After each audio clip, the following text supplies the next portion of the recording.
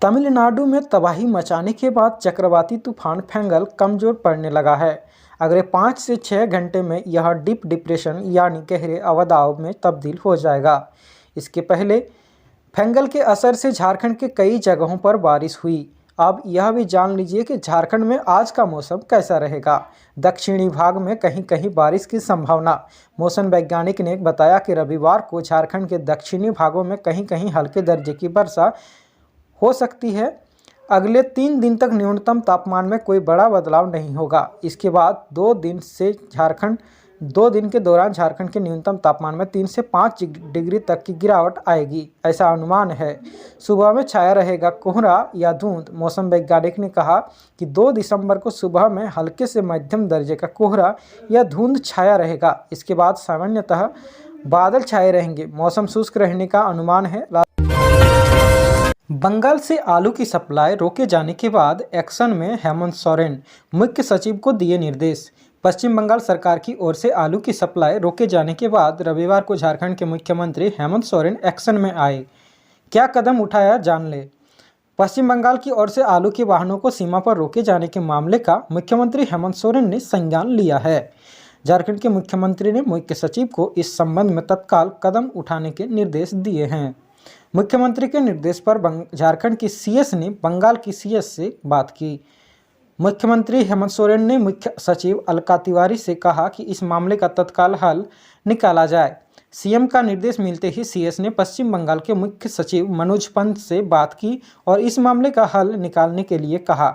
आलू की सप्लाई से जुड़े मामले के हल के लिए बंगाल में बनेगी कमेटी। पश्चिम बंगाल के मुख्य सचिव ने झारखंड के मुख्य सचिव अलका तिवारी को भरोसा दिलाया कि जल्द ही एक कमेटी का गठन करके आलू की सप्लाई रोके जाने के मामले का निष्पादन किया जाएगा। पश्चिम बंगाल ने आलू के ट्रकों को झारखंड जाने से रोक दिया है, जिसकी वजह से आलू की कीमतें झारखंड में बढ़ गई हैं। ग्राहक ऊंची कीमत से परेशान, आलू सड़ने से व्यवसायी परेशान। दूसरी ओर आलू को सीमा पर रोके जाने की वजह से ट्रक में आलू सड़ने लगे हैं। एक और झारखंड के आम लोग आलू की ऊंची कीमतों से परेशान है, तो दूसरी ओर आलू व्यापारी भी नुकसान झेलने को विवश है। बंगाल सरकार ने कीमतों को नियंत्रित रखने के लिए अन्य राज्यों को आलू सप्लाई करना बंद कर दिया है। झारखंड राज्य में पीड़ित पक्ष को मुआवजा दिलाने के लिए 30 इंस्पेक्टरों की टीम गठित। अनुसंधान प्रशिक्षण विद्यालय में आज से दी जाएगी सभी को ट्रेनिंग।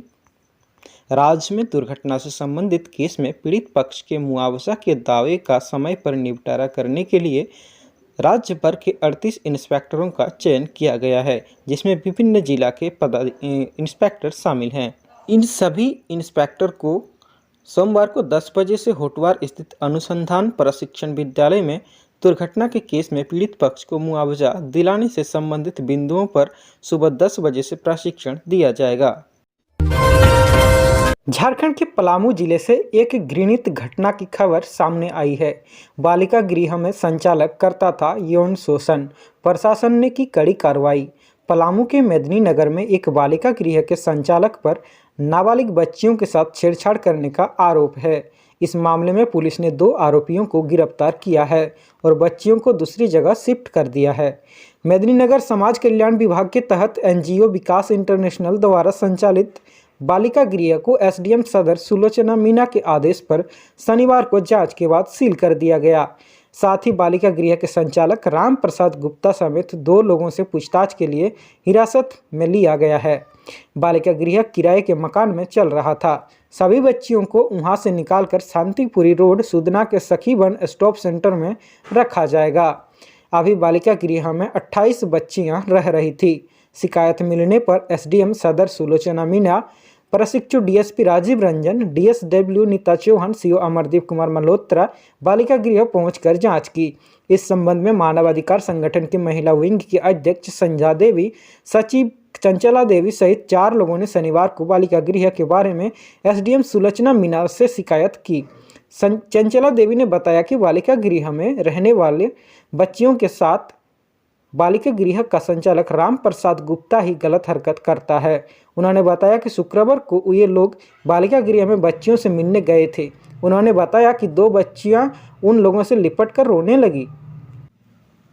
बच्चियों का कहना था कि कि हमें यहाँ से निकाल कर कहीं दूसरी जगह ले चलें। नाबालिग बच्चियों ने बताया कि बालिका गृह के संचालक राम प्रसाद गुप्ता उन्हें घर पर बुलाते हैं, उसके बाद घर पर काम करने के बाद छेड़छाड़ करते हैं। एक नाबालिग ने राम प्रसाद गुप्ता पर यौन शोषण का भी आरोप लगाया है। इस संबंध में एएसपी राकेश कुमार सिंह ने बताया कि मामले में प्राथमिकी दर्ज कराई जाएगी। इधर प्रशिक्षु डीएसपी राजीव रंजन ने बताया कि बालिका गृह को खाली करा दिया गया है। बच्चियों के बयान के आधार पर आगे की कार्रवाई की जाएगी। राज्य में पल्स पोलियो अभियान का टीकाकरण 8 दिसंबर को 7 जिलों में विशेष रूप से चलाया जाएगा। यह अभियान आगामी 8 दिसंबर को पल्स पोलियो अभियान के तहत दवा पिलाई जाएगी। एनएचएम की माने तो पोलियो वायरस का संक्रमण पूरी दुनिया भर में बच्चों को प्रभावित कर रहा है, जिसमें हमारे कुछ पड़ोसी देश भी शामिल हैं, जिससे आयात का जोखिम बढ़ रहा है। इस दिन को पोलियो के लिए राष्ट्रीय टीकाकरण दिवस घोषित किया गया है। यह अभियान 7 जिलों में विशेष तौर पर चलाया जाएगा। इसके लिए स्वास्थ्य विभाग ने पूरी तैयारी कर ली है। राज्य नोडल अधिकारी ने सभी जिलों को निर्देश दिए हैं। राज्य में 5 वर्ष तक के कुल 61 लाख बच्चे SNID में बूथ कवरेज के बाद 5 वर्ष तक की आयु के बच्चों को पोलियो की खुराक घर घर जाकर पिलाई जाएगी। इस क्रम में छूट गए बच्चों को चिन्हित कर दवा पिलाई जाएगी। पूरे राज्य में 5 वर्ष तक के कुल 61 लाख बच्चे हैं। इनमें रांची में इनकी संख्या 5 लाख से ज़्यादा है। पोलियो के खात्मे के लिए ऐसे बच्चों को चिन्हित किया गया है जिन्हें पोलियो ड्रॉप पिलाया जाएगा। झारखंड में उच्च प्राथमिकता वाले जिलों में देवघर, गिरिडीह, जामताड़ा, पाकुड़, साहिबगंज, रामगढ़ और बोकारो जिला शामिल है।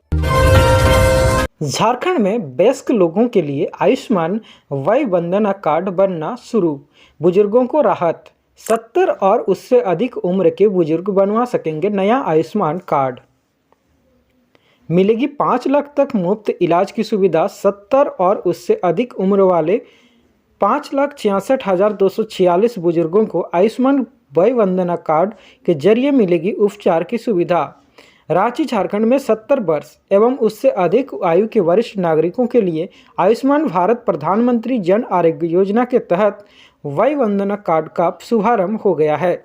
योजना के तहत लाभुकों का रजिस्ट्रेशन और इलाज भी शुरू हो गया है।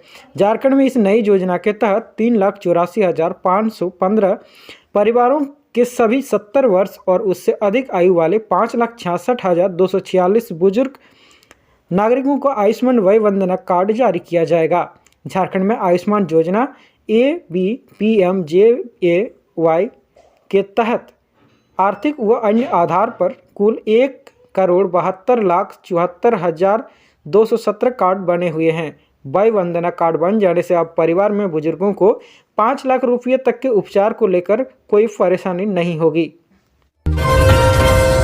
ये खबर रांची शहर से। रात में खुले में सोने वालों को आश्रय गृह भेजेगा रांची नगर निगम। ठंड के मद्देनजर सप्ताह में 2 दिन चलेगा अभियान। रांची राजधानी में ठंड बढ़ गई है। शाम ढलते ही कंपकपी का एहसास होने लगा है। इस ठंड में भी शहर के कई इलाके में लोग फुटपाथ पर सो रहे हैं।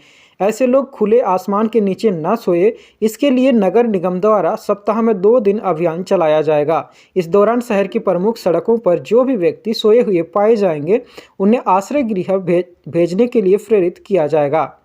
निगम की इस टीम में सिटी मिशन मैनेजर, सभी कम्युनिटी ऑर्गेनाइजर व आश्रय गृह के कर्मियों को रखा गया है। शहर में 10 जगहों पर बने हुए हैं आश्रय गृह। खुले आसमान के नीचे ठंड में लोग न सोए, इसके लिए नगर निगम द्वारा शहर के 10 स्थानों खादगड़ा बस stand, Dhurwa bus stand, A G मोड डोरंडा, मधुकम चुनाभट्टा, रिम्स परिसर, बकरी बाजार, करवला चौक, जगन्नाथपुर मंदिर व ITI बस स्टैंड के समीप आश्रय गृह का निर्माण किया गया है। यहाँ आने वाले लोगों के लिए निगम द्वारा पलंग, कंबल, तकिया से लेकर मच्छरदानी की व्यवस्था की गई है। इसके अलावा पेयजल व शौचालय की भी व्यवस्था है। ये खबर झारखंड के कोडरमा जिले की। हत्या के मामले में फांसी की सजा के खिलाफ अपील पर सुनवाई पूरी हो गई है। कोडरमा की घटना गर्भवती पत्नी, पुत्र, पुत्री सहित 6 लोगों की कर दी थी हत्या। झारखंड हाईकोर्ट में कोडरमा में अपने ही परिवार के 6 लोगों की बेरहमी से हत्या करने के मामले में फांसी की सजा याफ्ता की अपील व फांसी की सजा को कन्फर्म करने को लेकर राज्य सरकार की ओर से दायर क्रिमिनल अपील याचिकाओं पर सुनवाई की। जस्टिस रंगन मुखोपाध्याय की अध्यक्षता वाली खंडपीठ ने सभी पक्षों को सुना। सुनवाई पूरी होने के बाद खंडपीठ ने अपना फैसला सुरक्षित रख लिया। उल्लेखनीय है कि प्रार्थी गांगो दास की ओर से क्रिमिनल अपील याचिका दायर कर फांसी की सजा को चुनौती दी गई है। वहीं राज्य सरकार ने फांसी की सजा को कन्फर्म करने के लिए क्रिमिनल अपील याचिका दायर की है। अक्टूबर 2024 में कोडरमा की निचली अदालत ने आरोपी गांगो दास को अपने ही परिवार के 6 सदस्यों की हत्या मामले में दोषी पाते हुए फांसी की सजा सुनाई थी। साथ ही 10,000 रुपये का जुर्माना भी लगाया था। क्या है मामला? नाहलसाही थाना क्षेत्र में पड़ोसी मदन दास के आवेदन पर प्राथमिकी दर्ज की गई थी। मदन दास ने दर्ज प्राथमिकी में बताया था कि 26 नवंबर 2019 की रात्रि वह खाना खाकर सोने को गया। रात्रि लगभग 9:45 बजे उसका पड़ोसी गांगो दास शराब के नशे में हाथ में बड़ा सा चाकू व रॉड लेकर आया। वह अपनी पत्नी शीला देवी से झगड़ा कर रहा था। इसी दौरान गुस्से में आकर उसने अपनी पत्नी को चाकू व रॉड से मार दिया। यही नहीं, उसने अपनी पुत्री 4 वर्षीय राधिका कुमारी व 2 वर्ष के पुत्र पीयूष कुमार को भी चाकू व रॉड से मार दिया। घटनास्थल पर ही राधिका कुमारी व पीयूष कुमार की मौत हो गई थी।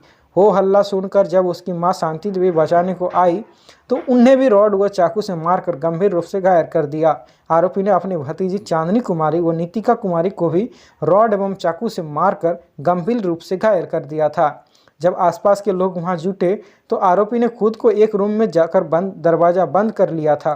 खुलवाने का प्रयास करने पर लोगों को जान से मारने की धमकी देने लगा। लोगों द्वारा एम्बुलेंस बुलाकर घायलों को जल्द सदर अस्पताल भेजा गया था, जहां गांगो दास की पत्नी शीला देवी और उसके गर्भ में पल रहे 7 माह का बच्चा मां शांति देवी, भतीजी नीतिका कुमारी की मौत हो गई थी।